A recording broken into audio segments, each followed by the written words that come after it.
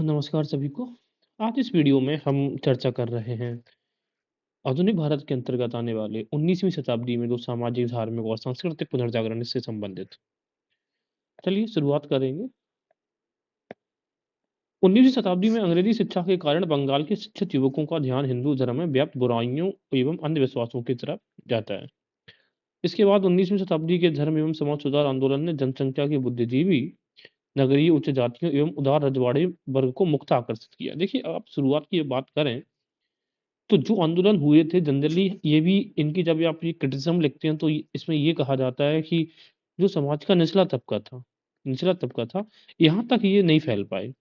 ये जो बुद्धिजीवी वर्ग थे, कुछ नगरीय उच्च जातियों के लोग थे, नगर में रहने वाले, शहरों में रहने वाले अपर क्लास के लोग थे, और जो रजवाड़े थे वो भी लिबरल, सिर्फ वहां तक ये सीमित रह पाते हैं। बंगाली बुद्धिजीवियों में राजा राम मोहन राय और उनके अनुयायियों ने पाश्चात्य संस्कृति का अध्ययन करते हुए उसके बुद्धिवादी एवं प्रजातांत्रिक सिद्धांतों व भावनाओं का आत्मसात किया। देखिए, जितने भी रिफॉर्मर्स रहे हैं, सुधारक, उनमें से राजा राम मोहन रॉय बहुत बरकसर थे, यानी कि बहुत अग्रगामी थे। अग्रणी इनको इस वजह से कहा जाता है क्योंकि इन्होंने बहुत ही जल्दी ना तो सिर्फ भारत में समाज सुधार करने की बात करी है, जबकि इन्होंने वेस्टर्न एजुकेशन और वेस्टर्न कल्चर को भी प्रमोट करने की बात करी है। इनका ये मानना था कि यही एक तरीका है जिससे कि हम पूरे विश्व के साथ-साथ चल सकते हैं। आधुनिक भारतीय राष्ट्रवाद के उदय में इसी बुद्धिजीवी वर्ग की भूमिका रही। 19वीं शताब्दी में हुए पुनर्जागरण का प्रमुख कारण अंग्रेजी शासन था, क्योंकि उन्होंने कोशिश कर रहे थे और उसी की वजह से अंग्रेजी शासन ने भारत के राजनीतिक, आर्थिक, सामाजिक एवं सांस्कृतिक जीवन को गहराई से प्रभावित किया। अब कुछ इनके नाम जरा देखो। Sir William Jones, James Prinsep, Charles Wilkins, Max Muller. ये ऐसे लोग थे, भले भी ये तो थे ब्रिटिश, लेकिन ये प्राच्यवादी थे, यानी कि भारतीयों की संस्कृति के बारे में और जागरूकता रखने की बात कर रहे थे। इन्होंने भारत के गौरवशाली अतीत को खोज कर लोगों के सामने प्रस्तुत करने का प्रयास किया। और उसी में एक बड़ा जो आप देखेंगे प्रयास वो था Asiatic Society of Bengal. Asiatic Society of Bengal जो 1784 में विलियम जोन्स ने एस्टेब्लिश करी थी वेरेन हेस्टिंग के टाइम्स पे। ईसाई धर्म के प्रचार ने भी भारतीयों को अपनी संस्कृति व धर्म की रक्षा हेतु प्रयास करने के लिए उत्प्रेरक का कार्य किया। जो मिशनरीज एक्टिविटीज थी, हमें ये पता है कि 1813 में जो एक्ट आया था, सबसे पहली बार 1 लाख रुपए शिक्षा के लिए दिया गया और मिशनरीज एक्टिविटीज स्टार्ट होती हैं। मिशनरीज एक्टिविटीज का एक बड़ा केंद्र हुआ करता था सेरमपुर में, है ना। ये डचों का एरिया था सेरमपुर, ना कि ब्रिटिश का था। यहाँ पे 3 लोग जनरली इस एक्टिविटीज को अंजाम दे रहे थे। सबसे पहली संस्था है वो है ब्रह्म समाज, और उसके बारे में राजा राम मोहन राय। तो राजा राम मोहन राय का जो जन्म है वो हुआ है 1772 में, यानी कि रेगुलेशन एक्ट के आसपास। आधुनिक भारत के प्रथम समाज सुधारक माने जाते हैं। भारतीय राष्ट्रवाद का जनक या फिर पैगंबर या फिर आधुनिक भारत के पिता भी इनको कहा जाता है। इनका जन्म जो है वो बंगाल के जिले के राधानगर में 22 मई 1772 को हुआ। अब इनसे ये जिला जो है, जिला का नाम ये पूछ लिया जाता है कि हुगली जिले में राधानगर में हुआ था, ठीक है। तो कैसे देखो, राम और राधा, राम नाम है और राधा नाम है, दोनों देवी देवताओं के या ईश्वर के नाम है। इनके पिता का नाम क्या था? रमाकांत देव, और माता नाम था तारिणी देवी। अब देखिए, 2 इंपॉर्टेंट नेम हमें देखने को मिलते हैं। माताओं के नाम एग्जाम में पूछे जा चुके हैं एग्जाम, ठीक है ना। देखो, अभी बताइए, राम भगवान राम से समाकांत है तो राम, रमाकांत के राम, है ना। और उसी तरीके से राम के तारिणी। राय वास्तव में अतीत और भविष्य के मध्य सेतु थे।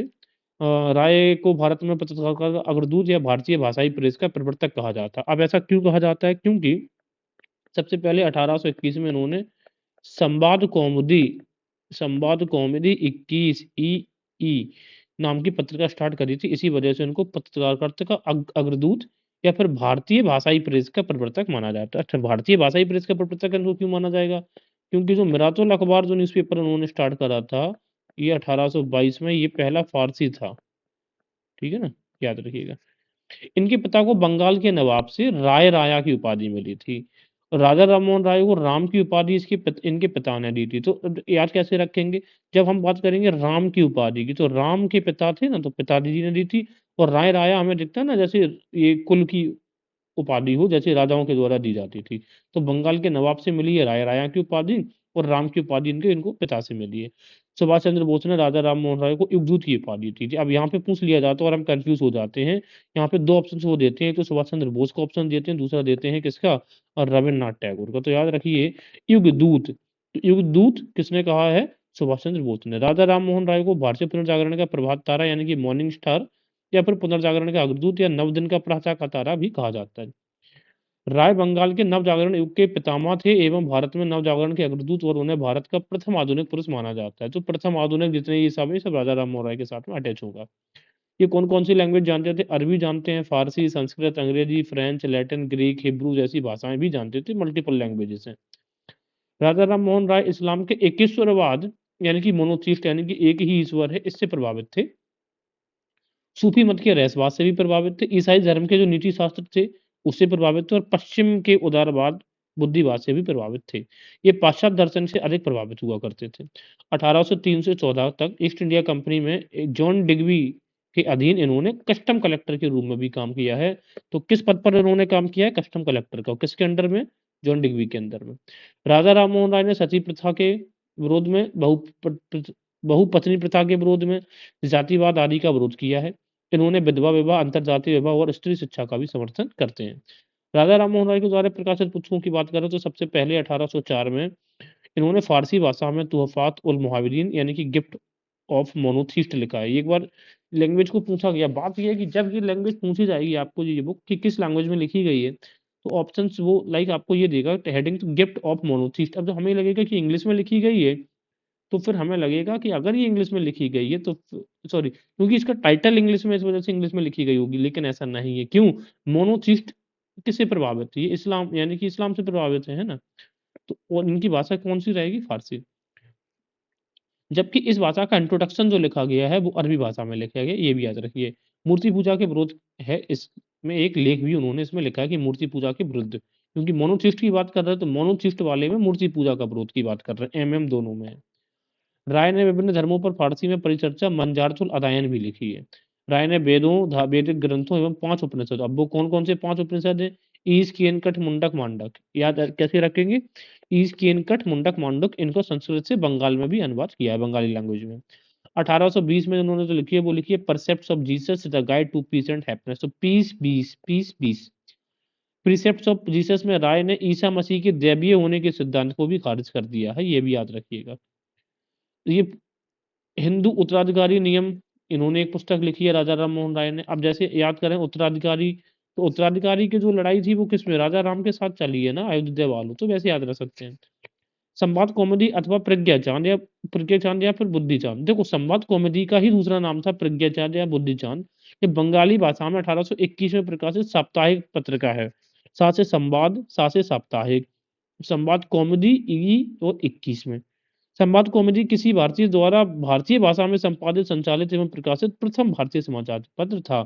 ठीक है ना। पहला किसी ऐसा पहला समाचार पत्र था जो किसी इंडियन के द्वारा इंडियन भाषा में प्रकाशित हो रहा था। मिरातुल अखबार ये कब हुई है? 22 में। तो देखो खा और बा ऐसे बन रहा तो 22 में। अंग्रेजी भाषा में ब्रह्मैनिकल मैगजीन भी इन्होंने लिखी है। अच्छा अब जरा अगर आप बात करेंगे इन्होंने गौड़िया व्याकरण की भी रचना करी है। गौड़िया व्याकरण क्या था? एक इन्होंने बंगाली ग्रामर की बुक को कंपाइल किया था और एंड इवोल्व मॉडर्न एलिगेंट प्रोटोस्टाइल। तो याद रखना कि गौड़िया व्याकरण की रचना करने वाले व्यक्ति कौन है? राजा राम मोहन राय है। अभी आगे हम पढ़ेंगे ईश्वर चंद्र विद्यासागर को। ईश्वर चंद्र विद्यासागर जो थे वो संस्कृत कॉलेज के प्रिंसिपल रहा करते थे, है ना, संस्कृत कॉलेज के प्रिंसिपल। राय ने फारसी में ईश्वर परक निबंध लिखे यानी कि ईश्वर से रिलेटेड निबंध लिखे। किस लैंग्वेज में? फारसी में। राय ने हिंदी में बंगरूत नामक समाचार पत्र 1829 में निकाला। अभी तो बंगदूत है ना, इसी से मिलता जुलता एक नाम आपको देखने को मिलेगा, बंग दर्शन। तो बंग दर्शन जो होगा वो समाचार पत्र होगा बंकिम चंद्र चटर्जी का। बंकिम चंद्र चटर्जी। तो चटर्जी में रा आ रहा तो इसमें दर्शन में आ रहा। और बंगदूत, दूत कौन है? अग्रदूत जिसे कहा जाता है उसी ने बंगदूत स्टार्ट किया है, राजा राम मोहन राय ने। देखते हैं एनसीईआरटी में चीज थोड़ा सा विवरण दिया गया है। बंगदूत कब निकला? 1829 में प्रकाशित साप्ताहिक यानी कि हर रविवार को निकलता था। पत्रकार थी जो कलकत्ता से प्रकाशित होती थी। या एक साथ 4 भाषाओं में। कौन कौन सी भाषाएं जरा देखते हैं? बंगला, हिंदी, उर्दू और बनारसी। अब ये इंपॉर्टेंट हो जाती है बनारसी लैंग्वेज। ठीक है। अब बनारसी मतलब अब इसमें वो हिंदी की बात नहीं कर रहे, बनारसी की बात कर रहे हैं। तो बनारसी में छपने वाली पत्रकार थी। कितनी लैंग्वेजेस में? 4 में। उनमें से एक बनारसी है। इस पत्रिका का प्रकाशन राजा राम मोहन राय ने बंगाल हेरल्ड के साथ देसी भाषा में 9 मई 1829 को आरंभ किया था। इसके जो संपादक थे वो कौन थे? नीलरतन हल्दर। तो बंगदूत दूत नीलरतन हल्दर। इसका अंग्रेजी संस्करण हिंदू हेराल्ड के नाम से छपता था। ये भी याद रखिए कि बंगदूत का ही जो इंग्लिश वर्जन था वही था हिंदू हेराल्ड। 1815 में उन्होंने 8वीं सभा का गठन किया और इस 8वीं जो कि सती विरोधी संगठन हुआ करता था 8वीं सभा। इसमें हेल्प करी है द्वारकानाथ ठाकुर ने। ये क्या थे? ये दादाजी थे किसके? रविन्द्रनाथ टैगोर के। आरएनटी के दादाजी द्वारकानाथ टैगोर। तो 15 में 8वीं सभा, ठीक है ना, आत्मा 15। 17 में कलकत्ता में हिंदू कॉलेज की स्थापना किसके? डेविड हेयर और अलेक्जेंडर डफ के सहयोग से इन्होंने की है। डेविड हेयर और डच क्या थे? एक घड़ी घड़ी साहसी हुआ करते थे, डच ओरिजिन से थे। हिंदू कॉलेज बाद में डलहौजी के टाइम पे प्रेसिडेंसी कॉलेज बन गया था और उन्होंने 1817 में कलकत्ता में एक अंग्रेजी स्कूल की भी स्थापना करी है। तो 1817 में इन्होंने एक हिंदू कॉलेज की स्थापना करी और साथ में इन्होंने एक अंग्रेजी स्कूल की भी स्थापना करी है, ये भी याद रखिएगा। 1825 में राय ने कलकत्ता में वेदांत कॉलेज एवं 1816 में वेदांत सोसाइटी की भी स्थापना करते हैं। तो पहले सोसाइटी की स्थापना करेंगे, सात से सोसाइटी, 7 से 16, और फिर कॉलेज का 25 में। तो 25 वर्ष की उम्र में व्यक्ति लोग कॉलेज जाते हैं, ऐसे याद रख सकते हैं। अब जब हम बात करते हैं वेदांत सोसाइटी की, तो वेदांत जो सोसाइटी है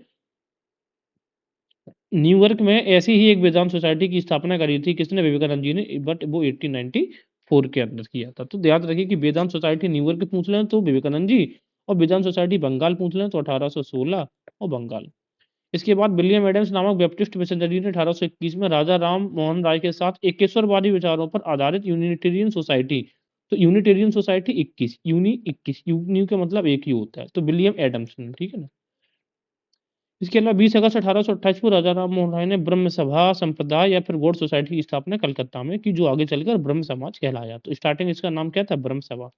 तो इस तरीके से 1828 में ब्रह्म समाज की स्थापना होती है। सती प्रथा कानून की बात करेंगे। ऐसा क्यों किया उन्होंने, विरोध क्यों करना स्टार्ट किया? क्योंकि राजा राम मोहन राय के जो बड़े भाई थे उनका नाम था जगमोहन।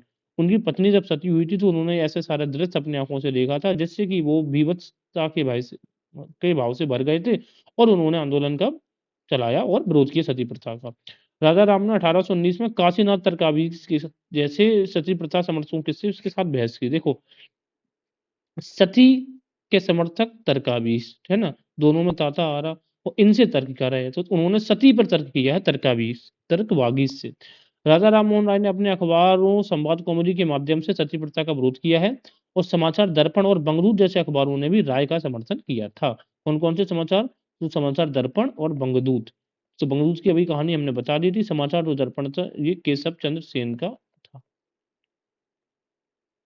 नहीं ये केशव चंद्र सेन का नहीं था, ये दूसरा था। राजा राम मोहन राय ने सामाजिक व धार्मिक रुचियों का विरोध करने के लिए समाचार चंद्रिका नामक पत्रिका का प्रकाशन किया था। 1822 ईस्वी में शुरू हुआ था। तो समाचार चंद्रिका कब स्टार्ट हुई? 1822 में। समाचार चंद्रिका के संस्थापक भवानी चरण बंदोपाध्याय। तो देखो सीधी सी बात है, राजा राम मोहन राय क्योंकि सुधार आंदोलन स्टार्ट कर दिया था, तो इसी सुधार आंदोलन का राजा राम मोहन राय का विरोध करने के लिए इसके विपरीत स्टार्ट हुई थी समाचार चंद्रिका। और किसके संस्थापक कौन थे? भवानी चरण बंदोपाध्याय। एक तरीके से समाचार जो चंद्रिका थी ये धर्म सभा के द्वारा स्टार्ट की गई मैगजीन हुआ करती थी, और धर्म सभा एंटी ऑर्गेनाइजेशन था किसका? ब्रह्मो समाज का।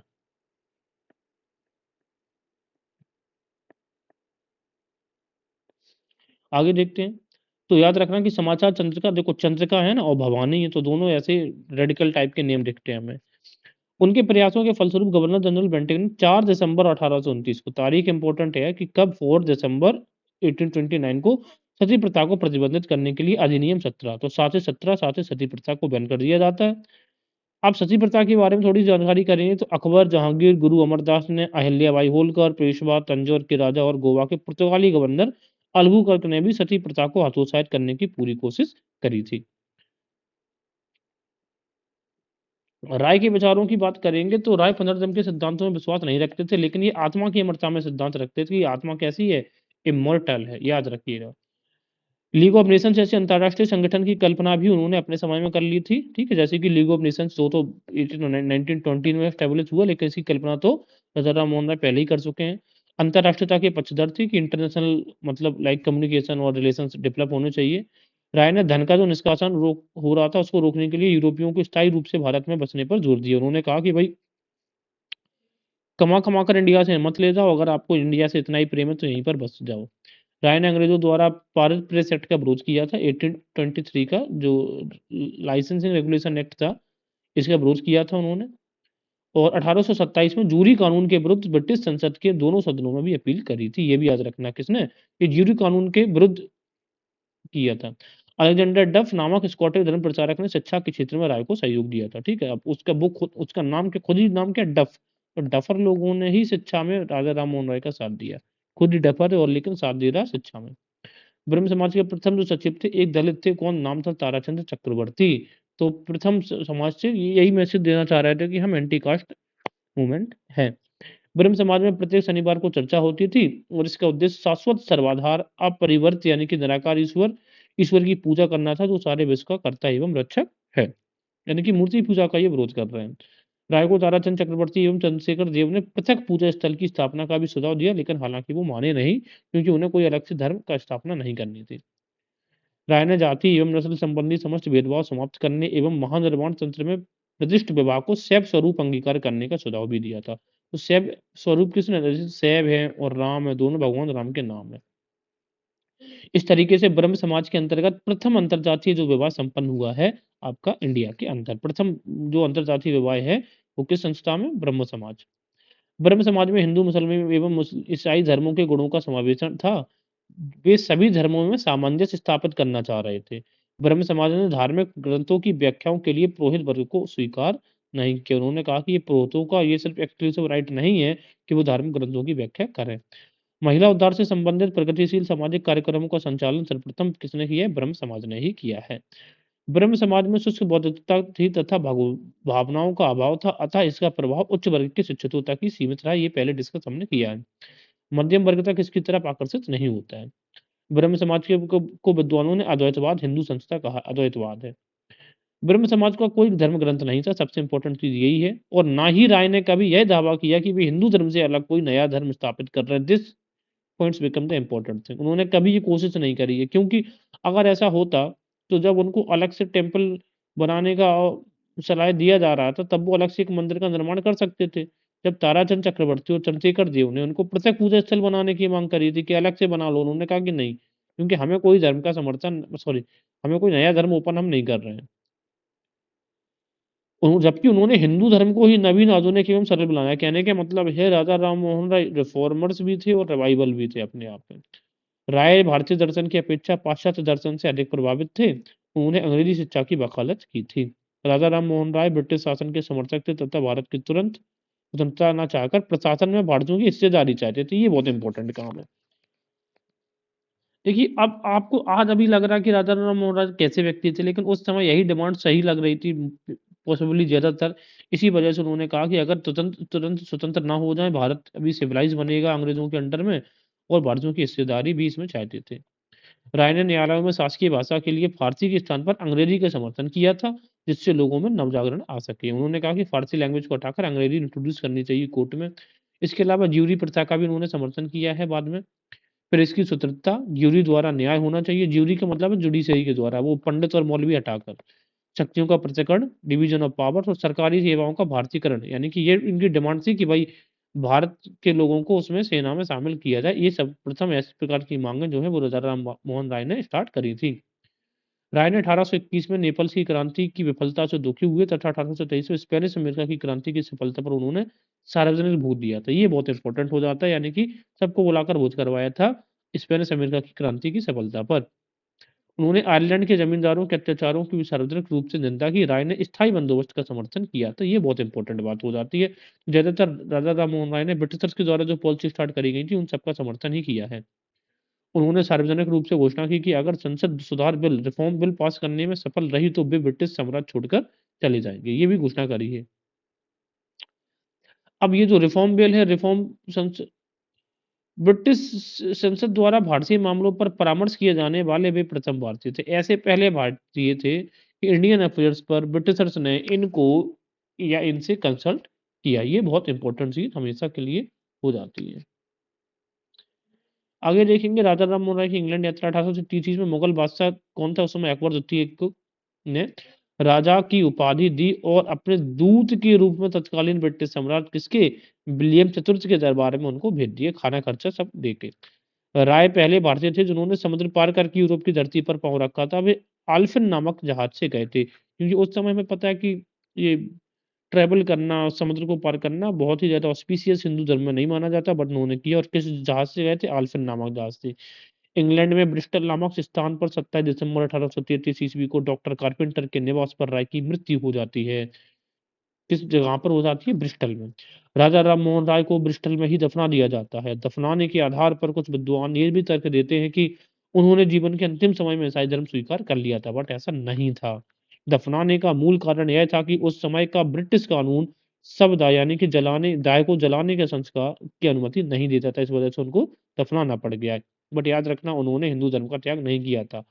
ब्रिस्टल में उनकी समाधि है, जिस पर विग्रहराज चतुर्थ यानी कि बीसलदेव द्वारा रचित हरिकेली नाटक का भी अंकन किया गया है। मैरी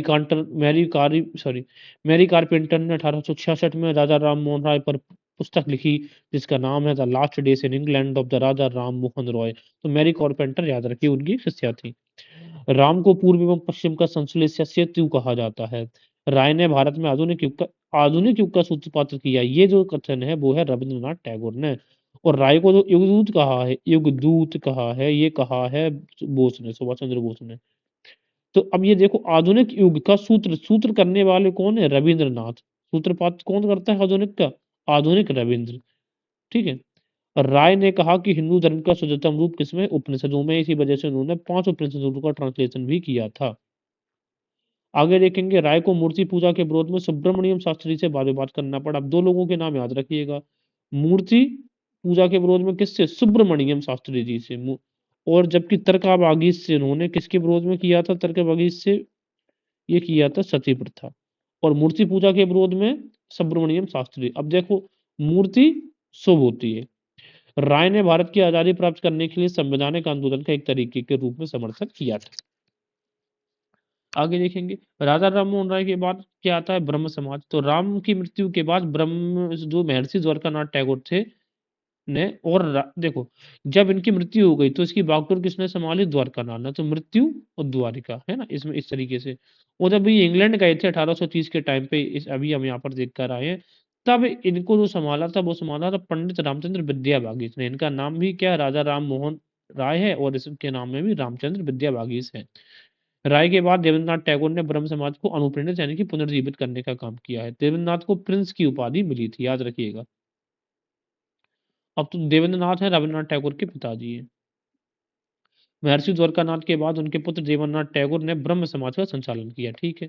देवेंद्रनाथ ने कलकत्ता में जोरा सांकी में तत्वरंजनी सभा तथा बाद में तत्वबोधिनी सभा 1839 में प्रकाशन किया, जो ब्रह्म समाज की मुख्य पत्र थी। और बाद में 1840 में देवेंद्रनाथ टैगोर ने तत्वबोधिनी स्कूल की स्थापना भी करी है। ब्रह्म समाज का प्रतिज्ञा पत्र देवेंद्रनाथ टैगोर ने तैयार किया था। ये भी बहुत इंपॉर्टेंट हो जाता है, ठीक है ना, क्योंकि स्वयं इंद्र ने, देवों के इंद्र ने तैयार किया इनका प्रतिज्ञा पत्र। देवेंद्रनाथ ने 1840 में तत्वबोधिनी स्कूल की स्थापना की। इसमें अक्षय कुमार को अध्यापक बनाया गया था। तत्वबोधिनी स्कूल में किसको? अक्षय कुमार को। और स्कूल के अन्य सदस्य कौन कौन? राजेंद्र लाल मिश्र, ईश्वर चंद्र विद्यासागर, ताराचंद्र चक्रवर्ती तथा प्यारे चंद्र मित्र। इसके अलावा बात करेंगे, देवेंद्रनाथ टैगोर ने 1839 में जो ये तत्वबोधिनी सभा बनाई थी, इसका उन्होंने मर्जर कर दिया था किसी में, ये इसमें ब्रह्म समाज में इसमें मिला दिया था। देवेंद्रनाथ ने 1843 में ब्रह्म समाज की सदस्यता ग्रहण कर ली थी। कब? 1843 में। और जब उन्होंने सदस्यता ग्रहण करी तभी मर्जर हो गया तत्वबोधिनी सभा का, उसी साल। सबसे बड़ी बात है कि देवेंद्रनाथ टैगोर ने अपने पिता यानी कि द्वारकानाथ टैगोर की अंत्येष्टि संस्कार करने से मना कर दिया था। याद रखिएगा, अंत्येष्टि संस्कार किसने नहीं किया था? देवेंद्रनाथ टैगोर ने। देवेंद्र ने ब्रह्म धर्म नामक धार्मिक पुस्तक का भी संकलन किया था। तो देवों के इंद्र ब्रह्म, तो ठीक है ना, देव इंद्र ब्रह्म। देवेंद्रनाथ ने 1857 ईस्वी में केशव चंद्र सेन को ब्रह्म समाज का सदस्य बनाया व 1862 ईस्वी में आचार्य पद पर नियुक्त किया। तो जब केशव चंद्र सेन का पहले अकेला नाम था आचार्य, लेकिन ब्रह्म समाज में जब ये इंडक्ट होते हैं तो इनको आचार्य का पद दिया गया। उसी से ये जाने लग गए केशव चंद्र सेन। और किस वर्ष इनको एडमिट किया गया? जिस वर्ष क्या चल रहा है? रिवोल्ट ऑफ 1857 इस समय चल रहा है। बात करेंगे आचार्य केशव चंद्र सेन की। आचार्य केशव चंद्र सेन ने ब्रह्म समाज को अत्यधिक लोकप्रिय बनाया, वैसे अखिल भारतीय स्वरूप प्रदान किया। देखो, अगर वो पूछे कि रिवाइवल किसने किया है, तो रविन्द्र देवेंद्रनाथ टैगोर ने। लेकिन ये कहें कि इसको ऑल इंडिया तक किसने फैलाया है, तो आंसर होगा आचार्य केशव चंद्र सेन ने। केशव चंद्र सेन के प्रयासों से ब्रह्म समाज आंदोलन का तेजी से विकास हुआ। इसकी शाखाएं बंगाल, मद्रास, उत्तर प्रदेश और पंजाब में भी खुल गई। केशव चंद्र सेन ने इंडियन मिरर नामक भारतीय दैनिक का संपादन किया था। तो इंडियन मिरर से हम कैसे रहते हैं? एक साथ सटे रहते हैं, तो 61। ये किसी भारतीय द्वारा संपादित प्रथम दैनिक अखबार था, पहला दैनिक अखबार है। तो देखो, डेली हम क्या करते हैं? इंडियन मिरर के सामने खड़े होते, तो दैनिक अखबार। केशव चंद्र सेन ने नेतृत्व में ब्रह्म समाज ने नारी शिक्षा के लिए आंदोलन चलाया था, ये भी याद रखिए, विमेन एजुकेशन के लिए। और केशव चंद्र सेन ने लॉज ऑफ लाइफ के सब लिखे। देखो केशव हमें याद होते हैं भगवान श्री कृष्ण ने गीता वाले, उन्हीं के तो लॉज चलते हैं ना लाइफ में। और उसी तरीके से केशव हैं जो भगवान श्री कृष्ण ने गीता जिन्होंने उपदेश दिया है, उन्होंने नौ विधान, उन्हीं का विधान चलता है। तो नौ विधान संस्था भी उन्होंने स्थापित करी थी केशव चंद्र सेन ने 1870 में। बाद में केशव चंद्र सेन के उत्तरवादी, सॉरी उत्तरवादी नहीं, उदारवादी, यानी कि उनके जो आइडियाज थे बहुत ही ज्यादा लिबरल थे, कह सकते हैं रेडिकल लिबरल थे। इस वजह से ब्रह्म समाज में फूट पड़ गई। वह 1865 में देवेंद्रनाथ टैगोर ने केशव चंद्र सेन को ब्रह्म समाज से निष्कासित कर दिया। 1857 में ये एडमिट हुए थे और 1865 में ये रिटायर्ड हो जाते हैं। 1866 में ब्रह्म समाज के पहले विभाजन के बाद देवेंद्र नाथ ने आदि ब्रह्म समाज बनाया तथा केशव चंद्र सेन ने भारतीय ब्रह्म समाज बनाया। देखो आदि का मतलब होता है तो शुरुआत से चला आ रहा है, तो शुरुआत से जो संस्था चली आ रही थी वो थी ओरिजिनली पार्ट जो राजा राम मोहन राय वाला था, तो इसकी बागडोर तो देवेंद्रनाथ टैगोर के हाथ में रही। और केशव चंद्र सेन को हम किसी वजह से जानते हैं कि इन्होंने ब्रह्म समाज को ऑल इंडिया में पहुंचाया था, इस वजह से इन्होंने इसका नाम क्या रखा, भारतीय ब्रह्म समाज, है ना। तो भारतीय ब्रह्म समाज का मतलब है पूरे भारत में फैलाने का श्रेय कब, 1866 में। आदि ब्रह्म समाज अपने को हिंदू धर्म का अंग मानता था, जबकि भारतीय ब्रह्म समाज अपने को सब धर्मों में समान मानता था। ये बेसिक डिफरेंस है। जो केशव चंद्र सेन की संस्था थी वो कह रहे थे कि हम तो सभी धर्मों को समान मानते हैं, लेकिन आदि ब्रह्म समाज कहता था कि नहीं, हम तो हिंदू धर्म से ही हम इसको बस रिफॉर्म करने की कोशिश कर रहे हैं। केशव चंद्र सेन ने इससे पहले 1860 में संगत सभा की भी स्थापना करी। तो देखो संगत हमें किसकी करनी चाहिए, केशव की। तो 7 से संगत, 7 से 60। केशव चंद्र सेन के प्रयासों से ही मद्रास में वेद समाज धरलू ने स्टार्ट किया था और महाराष्ट्र में प्रार्थना समाज 1867 में इसमें स्टार्ट हुआ। ठीक है ना। तो अब ये देखो, अब जो महाराष्ट्र से जो इलाके हैं जो लगे हुए हैं, जैसे ये महाराष्ट्र का इलाका है, ये मद्रास, तो मद्रास में भी इनका प्रभाव पड़ रहा है केशव चंद्र सेन का। 1872 में हुआ है ब्रह्म विवाह मैरिज एक्ट। ठीक है ना। तब 72 में इसमें जो एज थी लड़कियों की वो थी 72 में 18 और 14 वर्ष। ठीक है, याद रखिएगा। और ये सबसे बड़ी बात है, इंटरकास्ट और विडो रीमैरिज एक्ट के नाम से भी जाना जाता है, क्योंकि इसमें अंतर जातीय विवाह या फिर विडो रीमैरिज विवाह का प्रावधान किया गया था। इसके तहत बाल व बहु विवाह पर प्रतिबंध लगा दिया गया, यानी कि चाइल्ड मैरिजेस पर। ब्रह्म समाजियों के प्रयास से, क्योंकि इसमें एज कितनी रख दी गई, 18 एंड 14 ईयर्स रख दी गई थी। केशव चंद्र सेन ने स्त्री शिक्षा के लिए कब, स्त्री शिक्षा के लिए 70 में इंडियन रिफॉर्म एसोसिएशन यानी कि एरा आयरा केशव चंद्र सेन ने स्थापना करी। इन्होंने स्त्रियों के लिए उच्च शिक्षा का भी समर्थन किया एवं पर्दा का भी विरोध किया है। किसने, केशव चंद्र सेन ने कहा कि भाई पर्दा केशव से कैसे पर्दा करना। केशव चंद्र सेन ने कहा कि ब्रह्मवाद को विश्व धर्म बनाना चाहिए, क्योंकि ऑल इंडिया में भी इन्होंने फैलाया था। तो इस प्रकार का स्टेटमेंट भी याद रखना कि जिसने ऑल इंडिया में फैलाया वो पूरे वर्ल्ड में इसका धर्म बनाना चाह रहे थे। केशव चंद्र सेन ने महिलाओं के लिए बामा बोधनी पत्रिका का संपादन किया। तो बामा बोधनी पत्रिका, तो तत्व बोधनी पत्रिका स्थापना करी थी देवेंद्रनाथ टैगोर ने, लेकिन बामा बोधनी पत्रिका स्टार्ट करी केशव चंद्र सेन ने। याद रखना दोनों लोग राइवल ग्रुप्स के थे।